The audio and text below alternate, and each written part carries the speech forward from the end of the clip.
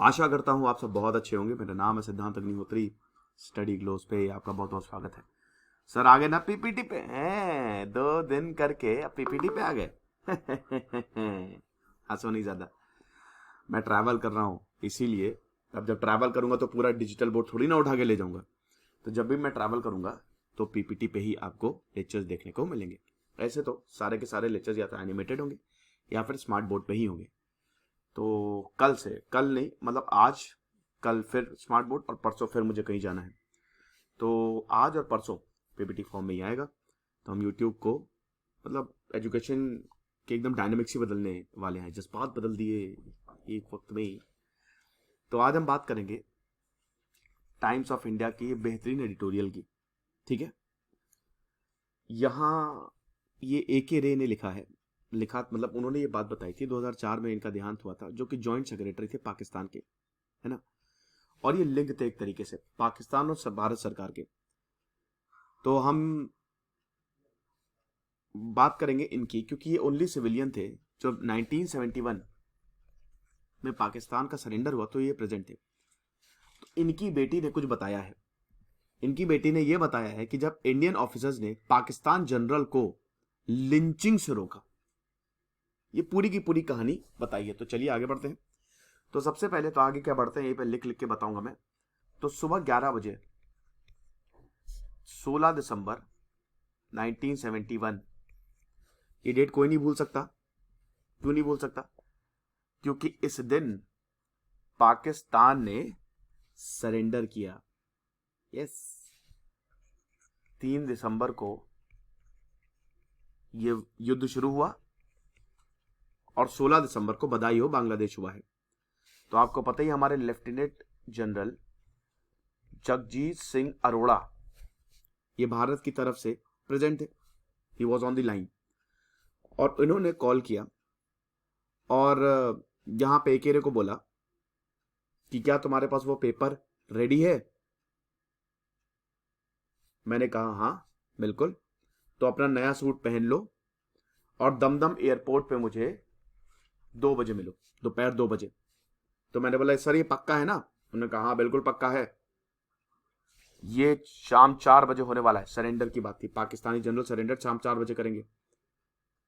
तो इन्होंने बोला कि अच्छा दिल्ली ने मुझे क्लियरेंस दे दी? तो ये बोलते हैं कि हाँ चीफ आपके सेक्रेटरी से बात करेंगे, तो मैं आपको 2 बजे दमदम एयरपोर्ट पे मिलता हूं। अब ये गुड सिविल सर्वेंट थे, बहुत अच्छे सिविल सर्वेंट, ब्यूरोक्रेट। तो इन्होंने सेक्रेटरी एस के बनर्जी को मिनिस्ट्री ऑफ एक्सटर्नल अफेयर्स में फोन किया। बड़ी दिक्कत हुई।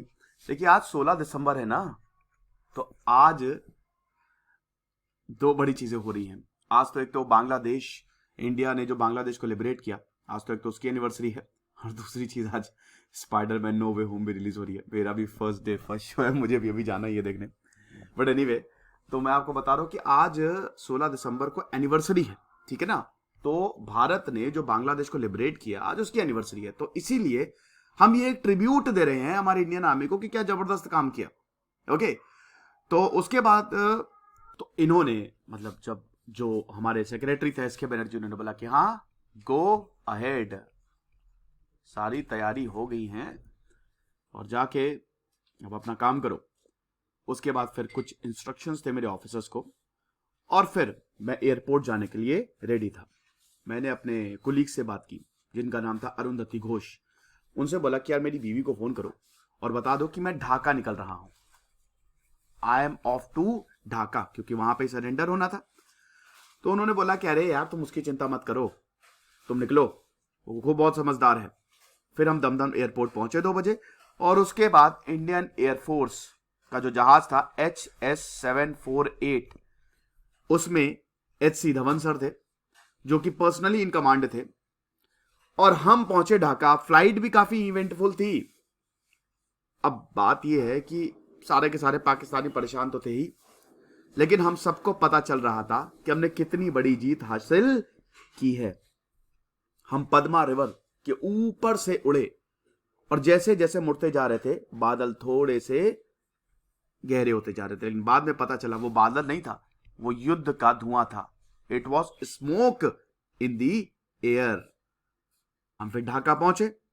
ढाका पहुंचे तो हमको दिख रहा था कि खूब सारे गड्ढे हैं वहां पे जो हमारे मिग 21 ने किए थे।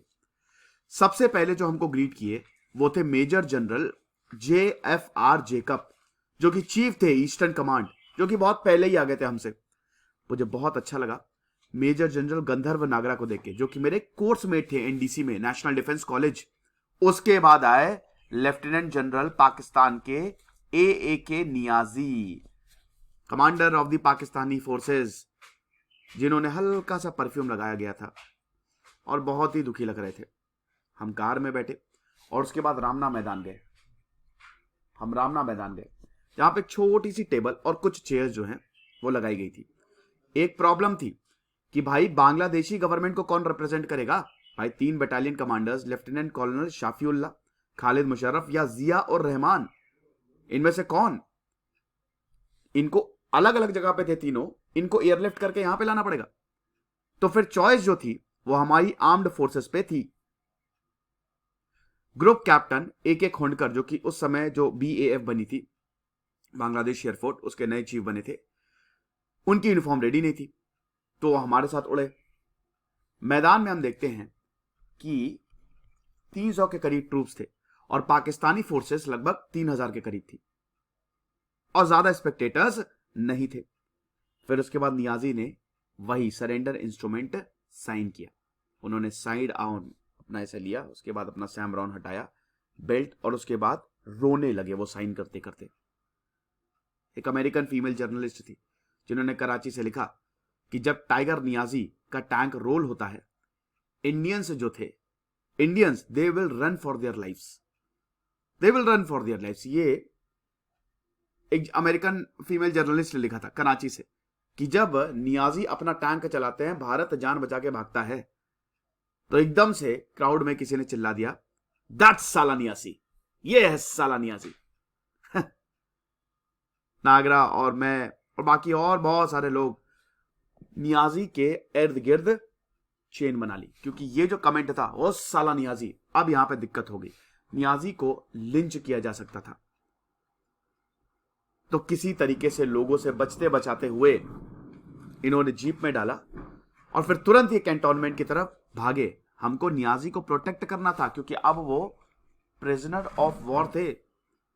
अगर हमने ये नहीं किया होता तो नियाजी लिंच कर दिए जाते, मार दिए जाते। ये चीज है। शेख हसीना भी वहां पे थी। जो इंपैक्ट था इवेंट का वो बहुत ही जबरदस्त था। वो एक ऐसा मूवमेंट था जो हम कभी बयां ही नहीं कर सकते, वो इतना जबरदस्त था। उसके बाद हर जगह हम ये देख रहे हैं कि राइफल फायर का ओकेजनल आउटबर्स्ट होता है ना, खुशी में फायरिंग करना। हम वापस एयरपोर्ट आए, हम हेलीकॉप्टर में बैठे, लेकिन वहां पे बहुत ज्यादा भीड़ थी क्योंकि वहां पे आर्मी के साथ साथ मीडिया भी आया हुआ था। किसी तरीके से हम तुरंत वहां पे बैठे। कैप्टन खोंडकर जो थे, हमको लग रहा था कि कहीं ऐसा ना हो पीछे छूट जाए, और फाइनली हम वापस अगरतला की ओर आ गए, ढाका से अगरतला की ओर। और उसके बाद फिर फोर्ट विलियम में कलकत्ता में बहुत ही शानदार सेलिब्रेशन था। हमने इंडियन एयरफोर्स के रेगुलेशन को तोड़ा और हमने IAF HS-748 टू कैलकाटा ले गए और वहां पर ही सेलिब्रेशन किया। फिर वापस मैं बेडरूम में आया, मैं अपने डिनर का वेट कर रहा था और तब मैंने सोचा कि ये जो एंड ऑफ वॉर होता है ना, ये युद्ध के खत्म होने के बाद जो शांति होती है, ये सबसे बेहतरीन होती है। मैंने एक सैंडविच मंगाया विक्ट्री एंड डिफीट का, और उसके बाद बहुत सारी फीलिंग्स थी। ग्रीफ, दुख था, हार्ट ब्रेक था, डर था, उम्मीद थी और खुशी भी थी। तो एवरीथिंग वॉज देयर। सो ये लेक्चर था दोस्तों 16 दिसंबर को एक हमारा। बाकी आपको बताइए कि इंडो बांग्लादेश वॉर के बारे में कई बार मैंने बात की है, कैसे भारत ने बांग्लादेश को लिबरेट कराया। तो आई होप आपको पसंद आया होगा। टाइम्स ऑफ इंडिया में आप ये एडिटोरियल पढ़ सकते हैं। तेज सिद्धांत अग्निहोत्री साइनिंग ऑफ।